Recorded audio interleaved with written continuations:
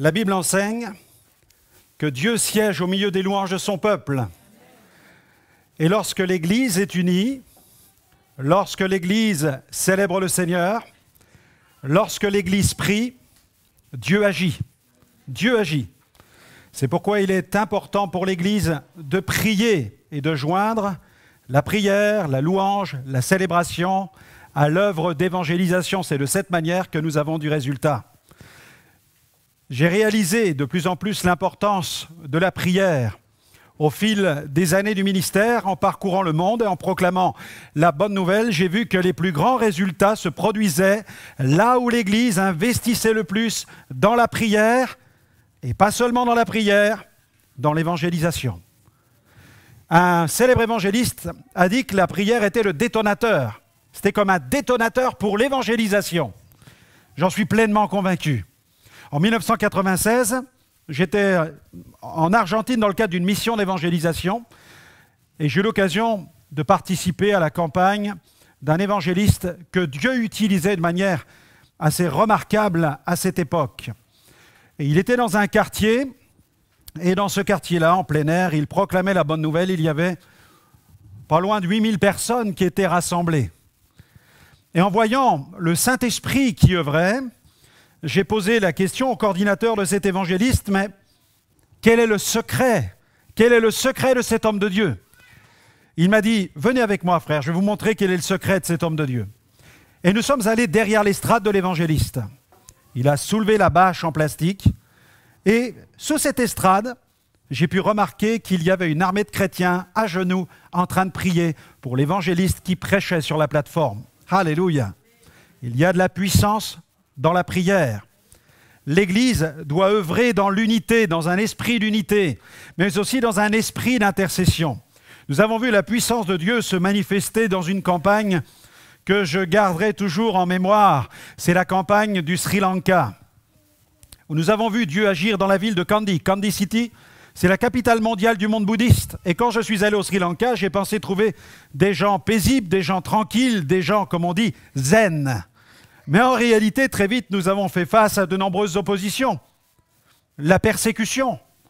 Plus d'une quarantaine de prêtres bouddhistes voulaient interrompre cette campagne. Ils venaient sur le terrain d'évangélisation pour frapper les gens, pour leur demander de rentrer chez eux. Et tous ces villageois qui venaient de tous les villages des alentours, eh bien, craignaient de venir écouter l'évangile de peur d'être frappés par ces moines bouddhistes.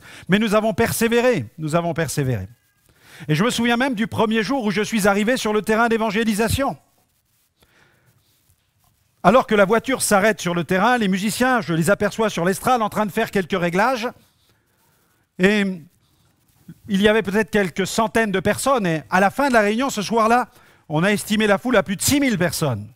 Mais nous n'étions qu'au début des réglages des musiciens. En ouvrant la porte du véhicule, j'étais en train de descendre et tout à coup, je vois une femme qui roulait par terre. Et les démons étaient en train de sortir d'elle. Et quand j'ai compris comment cette campagne avait été préparée, j'ai compris pourquoi Dieu déversait sa puissance. Toutes les églises de la ville étaient unies dans la prière depuis 6 mois. Et ces églises avaient mis sur pied une opération de prière 24 heures sur 24, 7 jours sur 7. L'Église a prié et l'Église a remporté la bataille. Elle a remporté des victoires.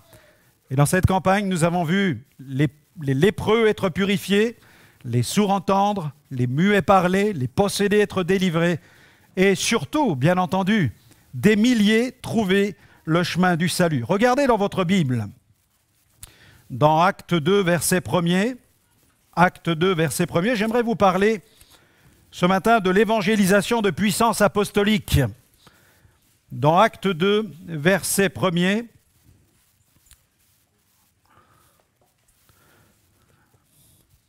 le jour de la Pentecôte, ils étaient tous ensemble. Est-ce qu'on peut le répéter ensemble? Tous ensemble. Amen. Dans le même lieu. Et tout à coup, regardez ce qui se produit. Il vint du ciel un bruit comme celui d'un vent impétueux, et il remplit toute la maison où ils étaient assis. Des langues semblables à des langues de feu leur apparurent, séparées les unes des autres, et se posèrent sur chacun d'eux. Ils furent tous remplis du Saint-Esprit, et se mirent à parler en d'autres langues, selon que l'Esprit leur donnait de s'exprimer. Regardez le verset 46. Ils étaient chaque jour ensemble, on le dit, tous ensemble, assidus au temple, et ils rompaient le pain dans les maisons et prenaient leur nourriture avec joie et simplicité de cœur, louant Dieu et trouvant grâce auprès de tout le peuple. Et le Seigneur ajoutait chaque jour à l'Église ceux qui étaient sauvés. Amen. Ils étaient tous ensemble et l'Esprit est descendu. Ils étaient tous ensemble et l'évangélisation produisait un impact. Regardez dans Acte 5, verset 12. Acte 5, verset 12. Beaucoup de miracles et de prodiges se faisaient au milieu du peuple par les mains des apôtres. On va le dire ensemble encore une fois. Ils étaient tous ensemble au portique de Salomon. Amen. La clé de l'évangélisation de puissance, c'est une église qui œuvre dans l'unité, remplie de l'esprit, dans la prière et l'évangélisation sur le terrain. L'évangélisation de puissance apostolique réclame premièrement un message apostolique. Quel est le message apostolique? Nous allons lire un passage dans Acte 26. Acte 26, verset 20. Acte 26, verset 20. L'apôtre Paul se trouve devant le roi Agrippa, et voici ce qu'il lui déclare. En conséquence, roi Agrippa, je n'ai point résisté à la vision céleste. Alors vous imaginez l'apôtre Paul en train de parler à ce roi avec un langage hyper spirituel qui dépasse certainement tout ce que le roi a pu entendre jusqu'à aujourd'hui. Mais Paul est un homme de l'esprit, c'est un homme spirituel. Il n'a pas peur de parler de vision, il n'a pas peur de parler d'anges, il n'a pas peur de parler de miracles. Il n'a pas honte d'être ce qu'il est. Et il le déclare. Je n'ai pas résisté à la vision céleste. Il est en train de dire au roi, toi tu es d'un royaume terrestre, mais moi je sers Dieu, le Dieu qui est à la tête d'un royaume spirituel, d'un royaume inébranlable, d'un royaume qui est éternel. Et je n'ai pas résisté à cette vision-là. Alléluia. Je n'ai pas résisté à la vision céleste, à ceux de Damas d'abord, puis à Jérusalem, dans toute la Judée chez les païens. Qu'a-t-il fait? Voilà ce qu'il dit. J'ai prêché la repentance. Un changement radical de mentalité, métanoïa en grec. Et il dit, j'ai prêché la conversion, c'est-à-dire le demi-tour vers Dieu. J'ai prêché, j'ai demandé à ceux qui m'écoutaient et qui voulaient se convertir, voilà ce que Paul est en train de dire, vous devez changer de mentalité, vous êtes pécheurs, vous êtes souillés par le péché, détournez-vous de vos péchés pour vous tourner maintenant vers Dieu de façon radicale et votre vie va radicalement changer. Alléluia. J'ai prêché la repentance, la conversion avec Dieu, avec quoi? Avec la pratique d'œuvres dignes de la repentance. La repentance, la conversion à Dieu, la pratique d'œuvres dignes de la repentance, il a prêché la véritable transformation, la radicalité du christianisme. Alléluia! C'est le message apostolique. Nous proclamons la bonne nouvelle que Jésus est mort sur la croix pour nos péchés. Et si vous voulez que votre ville, votre quartier, votre cage d'escalier change, si vous voulez que vos collègues changent, il faut proclamer le royaume de Dieu, il faut proclamer la repentance, la conversion à Dieu, la pratique d'œuvres bonnes, le message du salut par grâce. Jésus est mort sur la croix pour nos péchés, il est ressuscité le troisième jour, il est vivant, il règne, il revient bientôt et il nous appelle à la gloire éternelle. Alléluia! Gloire au Seigneur. Repentance, conversion, pratique d'œuvres bonnes, d'œuvres dignes d'une authentique repentance, parce que nous croyons que les chrétiens ne sont pas des chrétiens de nom, mais des chrétiens de fond, authentiquement transformés par la puissance de Dieu. Amen. Ils ont vécu une vraie transformation. Regardez dans Éphésiens, dans Acte 19 par contre, Acte 19, là il est question de la conversion des Éphésiens, et nous voyons la radicalité que produit le message apostolique. Acte 19, verset 17. « Cela fut connu de tous les Juifs et de tous les Grecs qui demeuraient à Éphèse, et regardez, la crainte s'empara de tous. Et le nom du Seigneur Jésus était glorifié. Plusieurs de ceux qui avaient cru venaient confesser, déclarer ce qu'ils avaient fait, un vrai mouvement de repentance. Et un certain nombre de ceux qui avaient exercé les arts magiques, ayant apporté leurs livres, les brûlèrent devant tout le monde. On en estima la valeur à 50 000 pièces d'argent. C'est ainsi que la parole du Seigneur croissait en puissance et en force. Amen. On ne faisait pas les choses en catimini. On ne faisait pas les choses en cachette, en disant « Ah, vous avez pratiqué les sciences occultes. N'en parlons à personne, venez, on va détruire tout cela dans un coin. » Non, les choses étaient faites en public pour asseoir l'authenticité, la puissance du christianisme, de cette foi apostolique. Alléluia.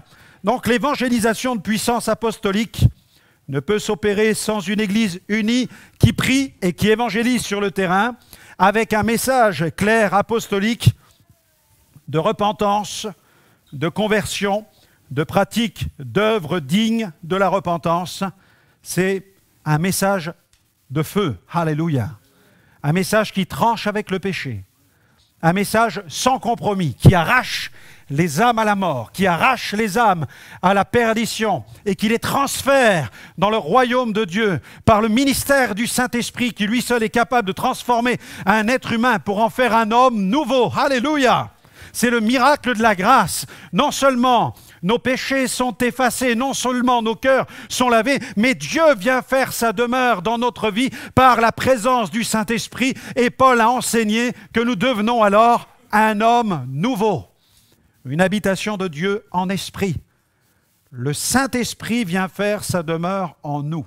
Alléluia. Il habite en nous. Dieu soit béni. Et parce que le Saint-Esprit habite en nous, nous pouvons faire alors des œuvres extraordinaires. Les œuvres que Jésus a accomplies par le passé peuvent s'opérer encore aujourd'hui. Comprenez bien qu'en Christ, vous êtes un homme devenu nouveau. Si quelqu'un est en Christ, il est une nouvelle création. Les choses anciennes sont passées, toutes choses deviennent nouvelles. Christ grandit en nous. Et Paul a écrit souvent, en Christ, en Christ, en Christ. Nous sommes en Christ. L'Esprit de Jésus est venu faire sa demeure dans notre cœur. Et nous devenons ainsi des nouvelles créatures. Un message apostolique, une puissance apostolique. Nous allons lire dans Luc 24, ce passage où Jésus va insister auprès de ses disciples sur la nécessité pour eux de recevoir cette puissance. Acte 24, verset 46, il leur dit «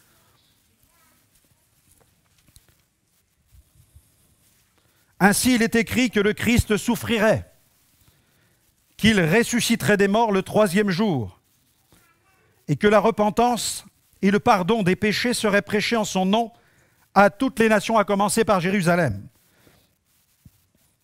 Vous êtes témoins de ces choses. Et voici, j'enverrai sur vous ce que mon Père a promis, mais vous, restez dans la ville jusqu'à ce que vous soyez revêtus de la puissance d'en haut. Amen. Acte 1, verset 8. Avant de remonter dans la gloire, Jésus affirme une nouvelle fois à ses disciples, mais vous recevrez une puissance, le Saint-Esprit survenant sur vous, et vous serez mes témoins à Jérusalem, dans toute la Judée, dans la Samarie, et jusqu'aux extrémités de la terre. On se souvient de Acte 2, lorsque l'Esprit est descendu, Pierre leur dit, Acte 2, 38, « Repentez-vous que chacun de vous soit baptisé au nom de Jésus-Christ pour le pardon de vos péchés. Vous recevrez le don du Saint-Esprit, car la promesse est pour vous, pour vos enfants, pour tous ceux qui sont au loin. » Donc il n'y a pas de limite géographique, pas de limite dans le temps. Alléluia. « En aussi grand nombre que le Seigneur notre Dieu les appellera. Amen. » Le baptême dans le Saint-Esprit. La puissance apostolique se trouve dans le baptême dans le Saint-Esprit. L'Esprit vient habiter en nous lorsque nous faisons la paix avec Dieu, parce que nous devenons des enfants de Dieu. Jean 1, 12, tous ceux qui ont reçu Jésus la parole, non pas le baptême dans le Saint-Esprit, mais Jésus la parole, Dieu leur donne le pouvoir, l'énergie en grec, la dynamis. Dieu leur donne l'énergie de devenir des enfants de Dieu. Alléluia. C'est la promesse de la présence de Dieu. Dieu vient faire sa demeure en nous pour nous conduire au salut. Mais il désire nous immerger dans sa puissance pour que nous proclamions le salut. Par la venue de Dieu dans notre vie, nous recevons le salut. Par la venue du Saint-Esprit, nous recevons la puissance pour proclamer le salut. Dieu soit béni. Jean-Baptiste l'avait dit, moi je vous baptise d'eau pour vous amener à la repentance, mais celui qui vient après moi, il est plus grand, il est plus puissant que moi. Lui, il vous baptisera du Saint-Esprit et de feu. Il parle de deux choses, il vous baptisera du Saint-Esprit et de feu. Il est en train de parler d'une œuvre de destruction, puisque le feu consume. Et par la puissance du Saint-Esprit, le ministère de l'Esprit s'opère, et l'Esprit Saint consume en nous tout ce qui fait barrage au ministère du Saint-Esprit. Parce que l'homme nouveau doit s'exprimer pour accomplir les œuvres que Dieu a préparées d'avance pour lui. Le Saint-Esprit consume en nous tout ce qui fait barrage et il brûle en nous pour libérer cette puissance afin que nous puissions manifester les dons de l'Esprit. Alors, est-ce que l'Esprit a commencé seulement d'agir au travers des croyants à partir du moment où il a baptisé de feu à la Pentecôte? Non, bien sûr. Il a agi avant. Lorsque Jésus a envoyé ses disciples, il leur a dit « Allez et guérissez les malades ». Ils ont guéri des malades alors qu'ils n'étaient pas encore baptisés dans le Saint-Esprit avec le signe du parler en langue. Lorsqu'il a envoyé les 70, ils sont allés, ils ont accompli des guérisons. Ils ont manifesté la puissance de Dieu parce qu'ils allaient, au nom de Jésus, faire ces choses. Ils étaient poussés, envoyés, mandatés par Jésus pour accomplir ces choses. Dans l'histoire de l'Église, avant l'effusion de 1901 à Topeka, de même qu'en 1906 à Azusa Street, avant, des hommes et des femmes ont été utilisés par Dieu pour accomplir des miracles avant même d'être baptisés dans le Saint-Esprit. Je pense à John Alexander Dowie, qui avait un ministère de puissance. Je pense à Madame Woodworth Setter, qui était une femme que Dieu a utilisée de manière tellement étonnante que les plus grands revivalistes enlevaient leur chapeau en présence de cette femme que Dieu utilisait avec des miracles, des choses extraordinaires. Je pense à John Lake, qui lui-même a été utilisé par le Saint-Esprit avant même de parler en langue. Est-ce que cela veut dire, pasteur, du fait que ces gens-là ont exercé des choses étonnantes et ont vu des miracles, faut-il alors rechercher le baptême dans le Saint-Esprit? Ben, j'aimerais vous dire que sans le baptême du Saint-Esprit, on peut avoir des miracles. Ça vous surprend peut-être? Pourquoi? Eh bien, tout simplement parce que la compassion touche le cœur de Dieu et nous ne devons jamais oublier que c'est Dieu qui fait les miracles. Mais alors, vous allez dire, pourquoi alors, pasteur, rechercher le baptême dans le Saint-Esprit? Eh bien, parce que Dieu désire que nous soyons utilisés dans les domaines de la guérison divine, mais aussi dans les domaines de l'inspiration, dans les domaines de la révélation et de la puissance. Puisque dans toute la panoplie des dons spirituels décrites par l'apôtre Paul, il y a dons d'inspiration, dons de révélation et dons de puissance. Et la révolution de la Pentecôte du siècle dernier, eh bien, c'est que chaque croyant né de nouveau, qu'il ait un ministère ou qu'il n'ait pas un ministère, tout simplement parce qu'il est le temple du Saint-Esprit, il doit réaliser que l'Esprit de Dieu habite en lui et que Dieu veut l'utiliser pour accomplir des choses extraordinaires. Waouh! Il y a quelqu'un dans la salle? Vous voulez une preuve, je vous comprends. Vous voulez une preuve biblique? Eh bien, il y en a dans la Bible des preuves. On va les voir ensemble. Il y a des preuves dans les Écritures que Dieu peut se servir des gens ordinaires. Quoique si nous sommes remplis du Saint-Esprit, nous ne sommes plus vraiment ordinaires. Nous sommes extraordinaires. Parce que nous sommes nous sommes citoyens des cieux, membres du royaume de Dieu. Donc nous ne sommes pas des gens ordinaires. Comprenez bien quelle est ma pensée. Mais Dieu ne se sert pas seulement des ministères selon Éphésiens 4. Il manifeste ses charismes, charisma qui vient du grec charis, grâce. Il manifeste les dons du Saint-Esprit, pneumatikos, souffle de l'Esprit, les manifestations soufflées par le Saint-Esprit. Il s'en sert pour l'Église, car quand Paul écrit, il n'écrit pas à des ministères. Dans Romains 12, il écrit à l'Église. Dans 1 Corinthiens 12, 13 et 14, il écrit encore à l'Église pour parler des dons spirituels soufflés par le Saint-Esprit et qui sont les effets de la grâce de Dieu. Alléluia. Dieu soit béni. le Saint-Esprit veut opérer cette œuvre de destruction en nous.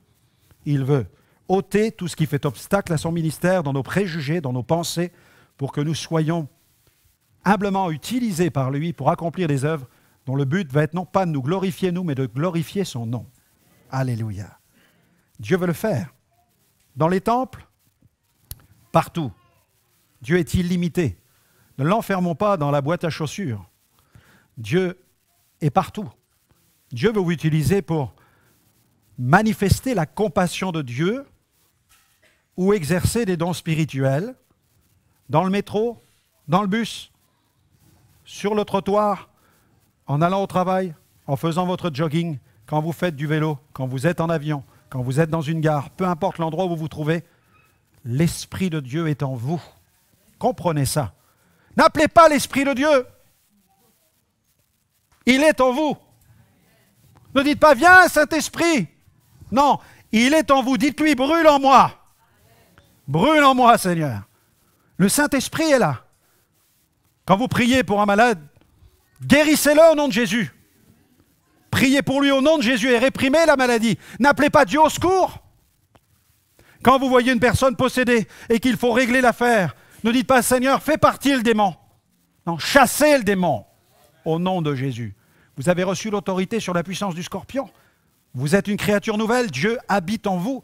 Et Dieu désire vous utiliser selon les opérations du Saint-Esprit. Et Dieu veut nous apprendre à être sensibles à l'œuvre de son Esprit, au travail, à l'opération de son Esprit pour voir des choses, des œuvres magnifiques se produire, afin que le royaume de Dieu se manifeste et que son royaume impacte la terre et que nous puissions voir le royaume de Dieu avancer. Je bénis Dieu quand j'ai reçu le Saint-Esprit. Dans le domaine du revêtement, je l'ai cherché pendant 14 mois. Je voyais des gens qui venaient à la réunion depuis 2, 3, 4 réunions, ils recevaient tout de suite. Moi, ça ne passait pas. J'étais très cartésien. J'essayais de comprendre Dieu. J'essayais d'analyser Dieu. Et je ne recevais pas le baptême dans le Saint-Esprit. Alors j'ai lu tous les livres qui étaient vendus sur le marché à l'époque sur la question du baptême dans le Saint-Esprit.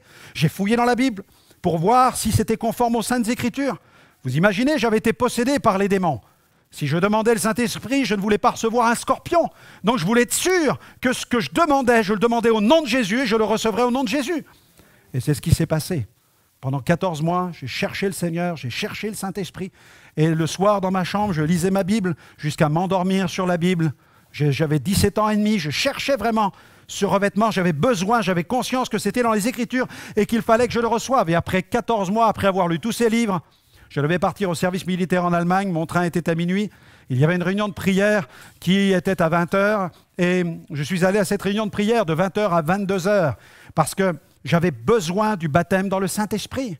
J'ai dit, Seigneur, j'ai plus que 2 heures devant moi avant de partir en Allemagne pendant une année où je vais rester dans ce pays et je pars sans, je ne suis pas encore baptisé d'eau, je ne suis pas encore baptisé dans le Saint-Esprit. Mon pasteur m'a dit, fais d'abord ton service militaire, on te baptisera seulement d'eau ensuite. Je dis, Seigneur, j'ai besoin de ta marque, j'ai besoin de savoir que je suis à toi.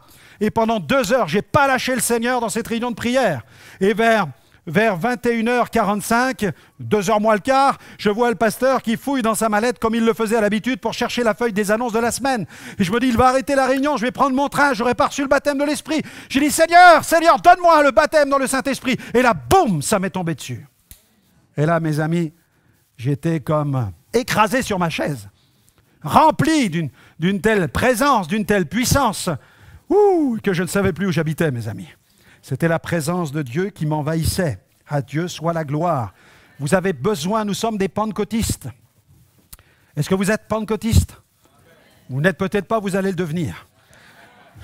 Vous avez besoin de la Pentecôte, vous avez besoin du feu de l'Esprit. Vous dites, depuis des années, il me manque ça. C'est ce que Smith Wigglesworth se disait. Il est allé dans l'église méthodiste. Et là, dans l'église méthodiste, il a dit, je me sens bien, ces gens sont bien. Mais il était là, il dit, il me manque quelque chose. Alors il est allé à l'armée du salut. Arrivé à l'armée du salut, il voit que ces gens prêchent dans la rue. Il dit, ces gens sont bien, ils prêchent dans la rue. Et après quelques temps, il dit, il leur manque quelque chose, il me manque quelque chose. Et puis il est arrivé chez les pentecôtistes et là, il a reçu la puissance du Saint-Esprit avec une femme qui a prié pour lui. Elle a imposé les mains, elle a prié pour qu'il reçoive le Saint-Esprit. Et là, il s'est mis à parler en d'autres langues. Et à partir de là, c'est là que son ministère de puissance a commencé et qu'il a voyagé dans le monde pour prier pour les malades et proclamer la bonne nouvelle du salut. Nous allons aborder cet autre point pour terminer dans Acte 9. Regardez ce passage, il est question maintenant, je terminerai par là, la dynamique apostolique. Acte 9, verset 10.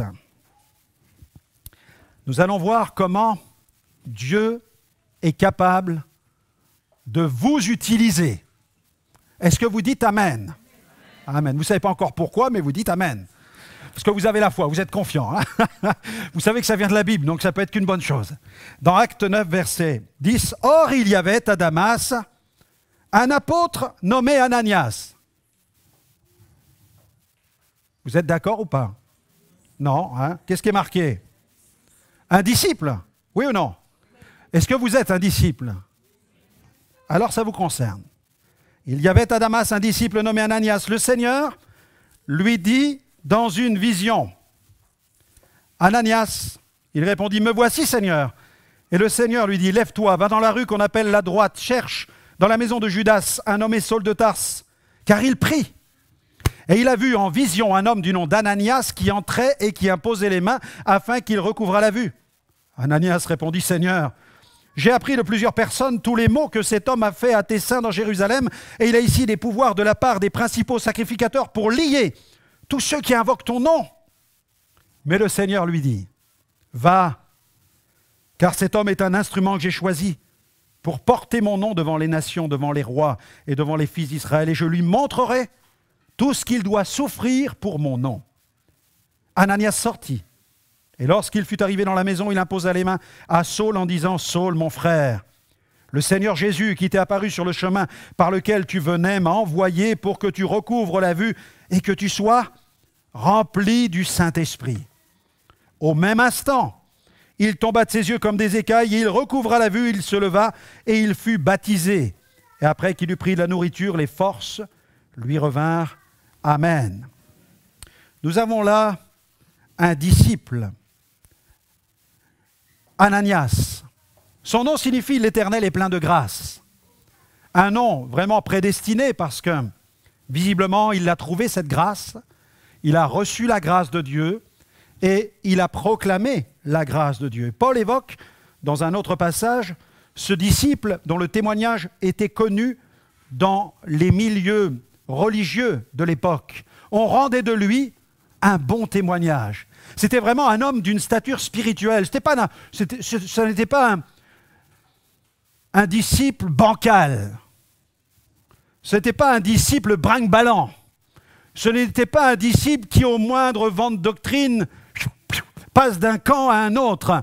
Non, c'était un homme d'une véritable stature. Il avait goûté à la grâce de Dieu, il était enraciné dans la grâce de Dieu et il était rempli de l'Esprit, un homme rempli de l'Esprit.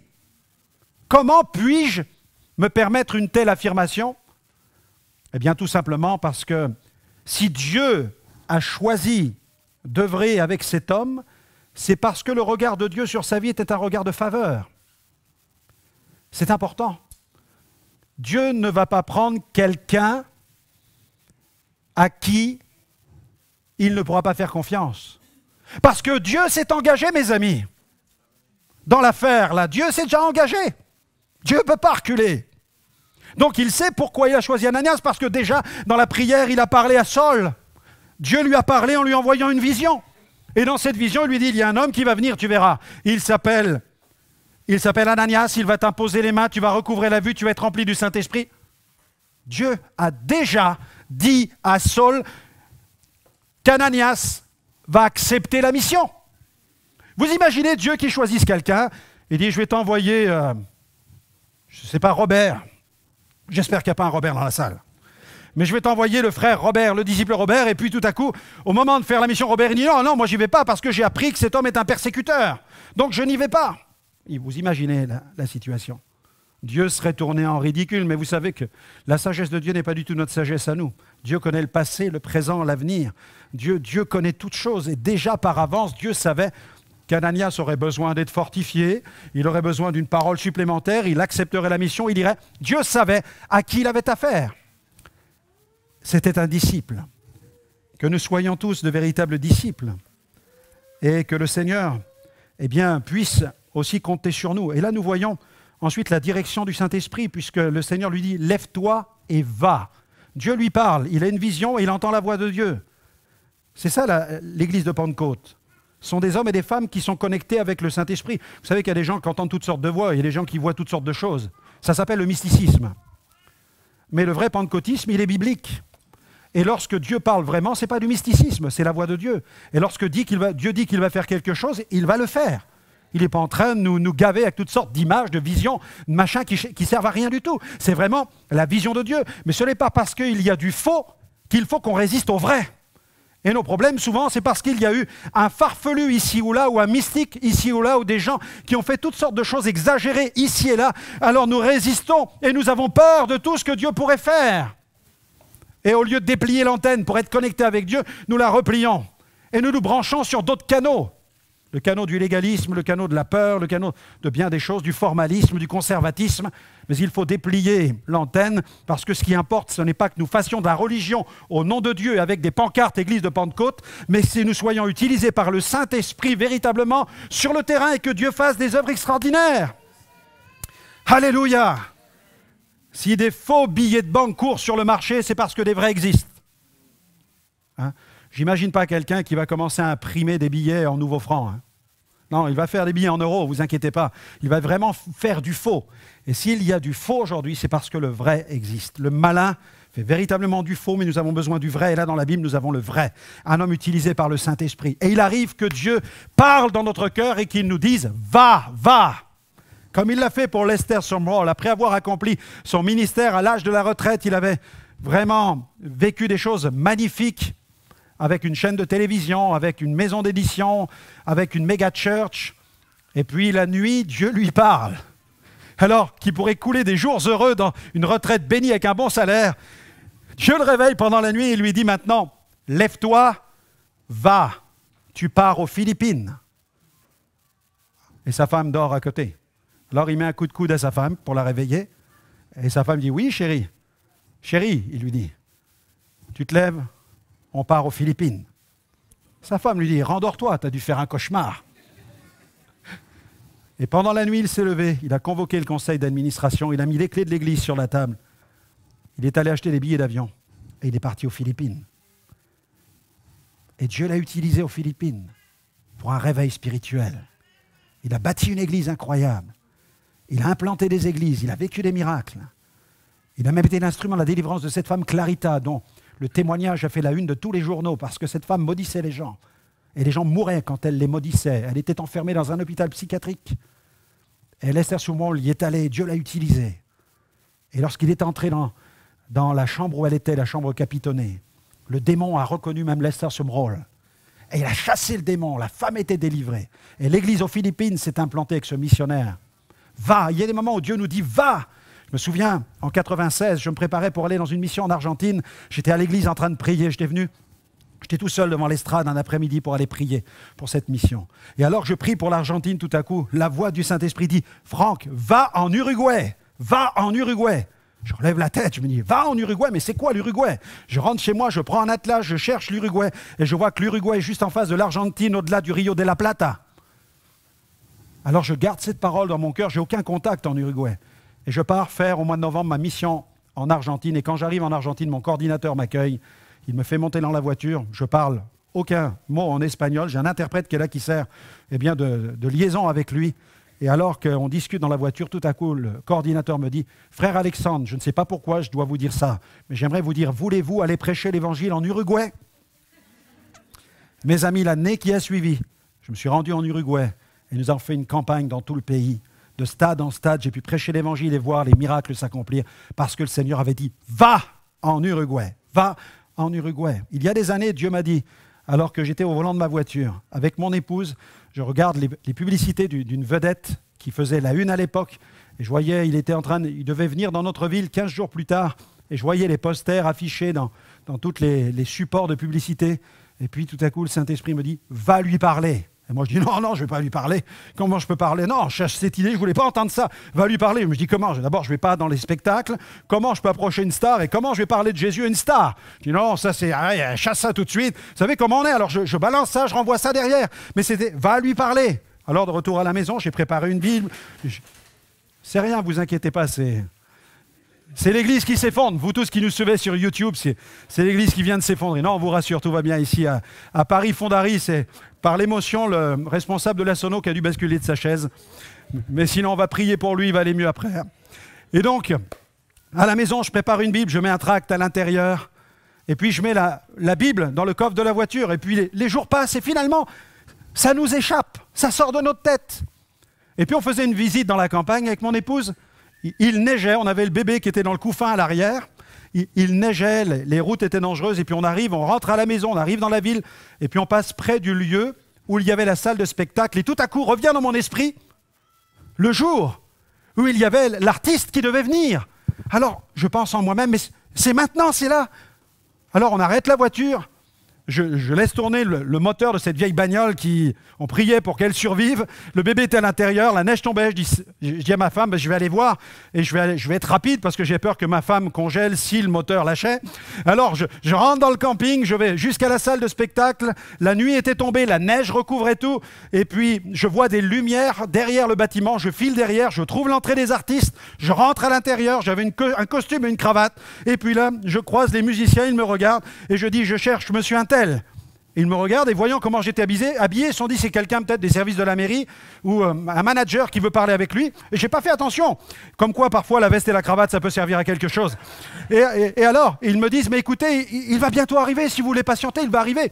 Et je l'ai trouvé vraiment très, très content que je veuille parler avec lui. Alors moi je dis d'accord, j'attends et j'attends. Et au bout de 15 minutes toujours personne. Je m'inquiétais pour ma femme. Et après, je me dis, non, ça tombe, le moteur, il a coupé, ma femme est avec le petit, il fait froid dehors. Je craignais un peu de la laisser, puis elle était dans le noir. Alors je me dis, bon, allez, je m'en vais, tant pis, c'est une idée que tu t'es fait dans la tête, et puis va-t'en. Et je m'en vais, et alors que je m'en vais, vous voyez comme quoi, malgré nos faiblesses, malgré nos craintes, eh bien le Saint-Esprit, quand il veut faire quelque chose, il le fait. Et là, je repars, et tout à coup, je vois une voiture de sport qui rentre dans le parc, plein phare, et elle arrive juste sur moi, et elle s'arrête devant moi, et elle descend la vitre, et c'était la vedette qui était là. Et il me dit, monsieur, je cherche la salle de tel nom, vous pourriez m'indiquer où elle est? Je dis, oui, vous allez par là, je connais la route. Alors j'ai tout indiqué, et prêt à partir, je dis, bougez pas. Dieu m'a envoyé pour vous parler. Et là, il a changé de couleur, là. Et je lui ai annoncé l'évangile. Il était accroché à son volant, pétrifié. Il se demandait, quel est cet individu qui, en pleine nuit, m'annonce la bonne nouvelle sous la neige, comme ça, dans un parc tout dans le noir, comme ça. Mais c'était Dieu qui voulait lui apporter de la lumière pour son salut. Mais Dieu avait dit, va. Un jour, je rentre chez moi. J'étais adolescent, je venais de me convertir, je mets la main sur la porte. Et là, tout à coup, le Saint-Esprit me dit, va, cours, va chez Thierry. Je lâche la porte, je file, je vais chez Thierry. Thierry, c'est un gars qui suivait les réunions depuis quelques semaines. Et j'arrive chez lui, je frappe à la porte. Et puis là, je me trouve devant une armoire à glace qui me dit, qui vous êtes, vous?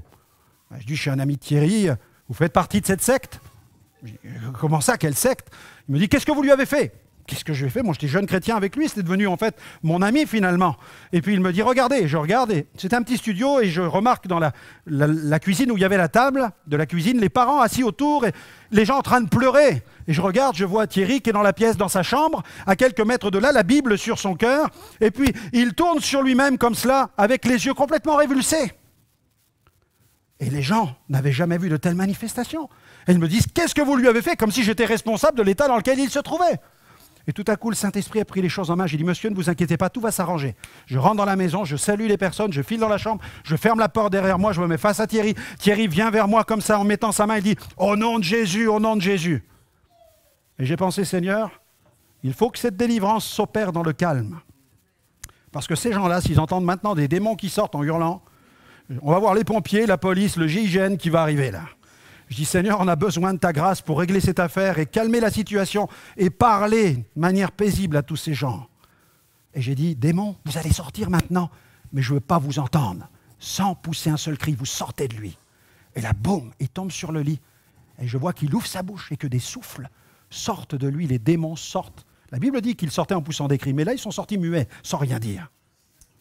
Et il a été délivré. Quand il s'est assis, je dis, Thierry, qu'est-ce qui se passe? Et là, il a confessé ses péchés.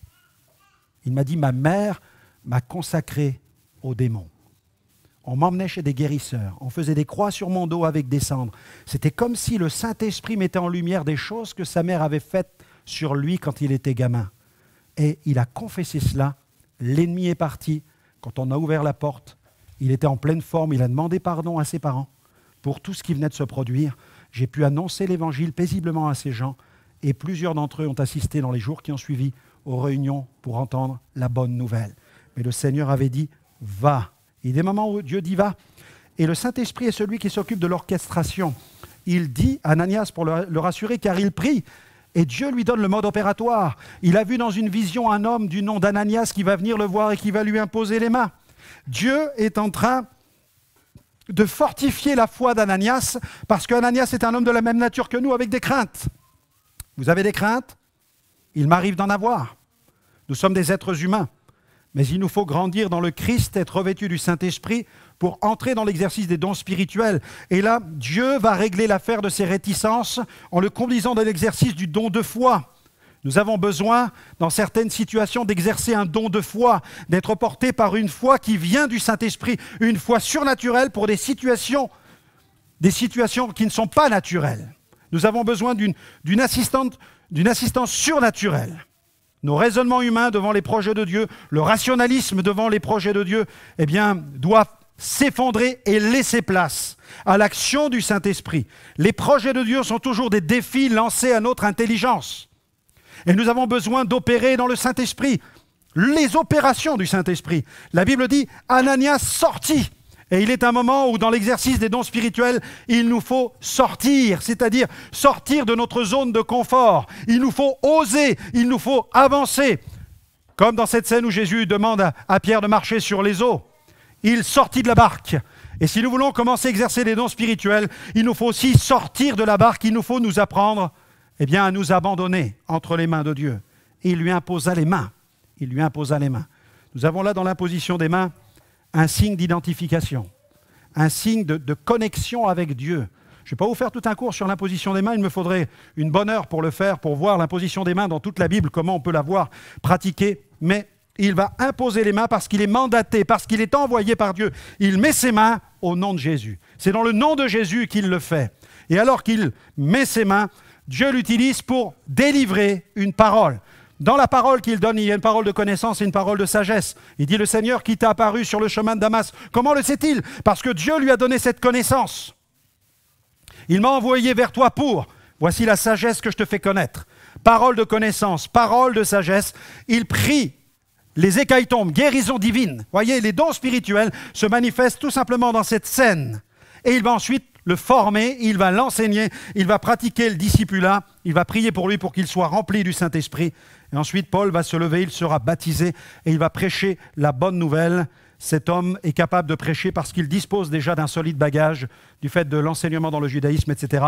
C'est un homme, un érudit, un homme qui connaît la loi, mais qui vient de découvrir la grâce. Et pour lui, il devient en quelques jours un homme de puissance pour l'établissement du royaume de Dieu. Et quand il enseigne aux Corinthiens 2, versets 3 à 5, il dit « Ce n'est pas par les discours persuasifs de la sagesse humaine que je suis venu vous apporter l'évangile, mais c'est par une démonstration d'esprit et de puissance. » Démonstration d'esprit et de puissance. C'est un homme qui libère et manifeste la puissance de Dieu, l'articulation des dons spirituels. Il nous faut donc recevoir pour une évangélisation de puissance le baptême dans le Saint-Esprit qui va nous ouvrir sur l'univers des dons spirituels. Et lorsque nous sommes conduits par l'Esprit, poussés par l'Esprit, eh bien Dieu permet même l'articulation de certains dons spirituels. Je me souviens de cette dame à l'île Maurice. On frappe à la porte de ma chambre et là, en ouvrant, je vois une dame dans une chaise roulante avec sa fille qui est derrière. La demoiselle me dit « Pasteur, on a su que vous logiez ici. Pourriez-vous prier pour ma maman qui est infirme ?» Et je lui dis « Mais mademoiselle, je ne suis pas Dieu pour guérir. Je peux prier pour lui, mais je ne peux pas vous garantir la guérison. » Alors j'ai simplement prié, j'ai mis ma main, j'ai dit « Seigneur, bénis cette dame. » Et tout à coup, le Saint-Esprit est venu. Et là, il m'a donné une parole. Et je dis « Madame, je prie pour vous, mais rien ne va se produire maintenant. Mais voilà ce que Dieu me dit de vous dire. quand vous allez venir au stade, samedi, vous allez m'entendre prêcher l'Évangile. Et vous allez faire une chose. Je vais prêcher le salut, la réconciliation avec Dieu. Vous viendrez, vous ferez la paix avec Dieu, vous serez sauvés de vos péchés. Et ensuite, je vous demanderai de sortir de votre chaise roulante et vous marcherez. Me regardez avec des yeux comme, vous savez, comme les yeux d'un lémurien. Je ne sais pas si vous avez déjà croisé un lémurien. Mais elle s'est dit, c'est un extraterrestre. Ce n'est pas moi l'extraterrestre, c'est le Saint-Esprit. Et quand le Saint-Esprit veut dire quelque chose, il pousse et il donne la parole. Le samedi est arrivé, nous avons prêché l'Évangile devant 22 000 personnes. Plus de 300 sont venus faire la paix avec Dieu. Et là, les malades sont venus et j'ai proclamé des paroles d'autorité aux boiteux de marcher, aux paralytiques de se lever. Et à ce moment-là, la dame avait déjà fait la paix avec Dieu. Elle s'est levée, elle a marché devant 22 000 témoins. Et au bout du stade, 2 infirmes qui étaient venus avec leurs chaises roulantes sont repartis chez eux avec les chaises roulantes sur les épaules. Comment les dons spirituels peuvent s'articuler? Je vous invite vraiment à aspirer. Moi, j'aime beaucoup le ministère de John Lake que Dieu a utilisé avec sa femme. Il est allé pendant 5 ans en Afrique du Sud. Il a vécu 100 000 guérisons divines. 100 000 guérisons divines. Et quand il priait pour les malades, parfois, il dit, parfois ça ne marchait pas. Nous, on est content quand ça marche une fois. Mais là-bas, il y avait un tel réveil que ça marchait pratiquement tout le temps. Et il priait pour les malades et parfois il était épuisé. Et quand ça résistait, donc il y avait 2 portes, une porte là, une porte là. Les malades rentraient chez lui, priaient pour les malades, ils ressortaient par l'autre porte. Et c'était comme ça pendant des heures et des heures et des heures. Les gens venaient de tout le pays. Et quand ça bloquait, il appelait sa femme et sa femme exerçait les dons de prophétie. Et elle débloquait les gens en leur disant « Voici le blocage qu'il y a dans votre vie. Voilà pourquoi vous n'êtes pas guéris maintenant. » Et par le Saint-Esprit, par les dons spirituels, elle débloquait les choses et les gens repartaient guéris. Vous savez, le pentecôtisme, ce n'est pas une histoire qui était donnée pour nous faire rêver. La puissance de Pentecôte est une réalité. Et votre pasteur en est convaincu. Et nous voulons voir la gloire de Dieu. Nous voulons voir la gloire de Dieu se manifester. Il est présent. Il agit. Nous allons ce matin prier pour ceux qui veulent changer de vie. Nous allons prier pour ceux qui sont malades. Et nous allons prier pour ceux qui ont besoin de la puissance du Saint-Esprit d'exercer les dons spirituels. La Bible dit aspirer, rechercher. Il faut pour cela s'abandonner. Dieu peut maximiser ses dons. On l'a vu avec Étienne, avec Philippe. Il nous apprend à les exercer.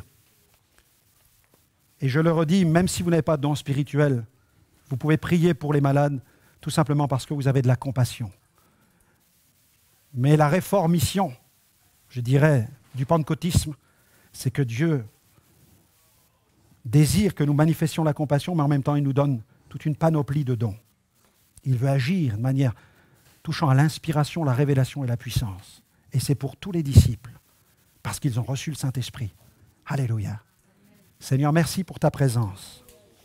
Merci pour le message apostolique. Merci pour le message de Pentecôte, Seigneur. Nous te prions d'agir, nous te prions de te glorifier ce matin, en sauvant, en guérissant, en remplissant et en équipant, au nom de Jésus. Seigneur, manifeste ta grâce dans ce lieu par ta présence. Viens au milieu de nous, Seigneur, comme un héros qui sauve et qui délivre. Tu sièges au milieu des louanges de ton peuple. Alléluia. S'il y a un pianiste qui veut m'accompagner avec un fond musical, ça sera avec plaisir. On va se lever ensemble dans la présence de Dieu et je vais prier avec votre pasteur. Nous allons demander au Seigneur de sauver, de guérir, de baptiser et d'équiper. Alléluia. Dieu soit béni. Pendant que nous sommes dans la présence de Dieu, quel est celui ou celle qui ce matin a dans son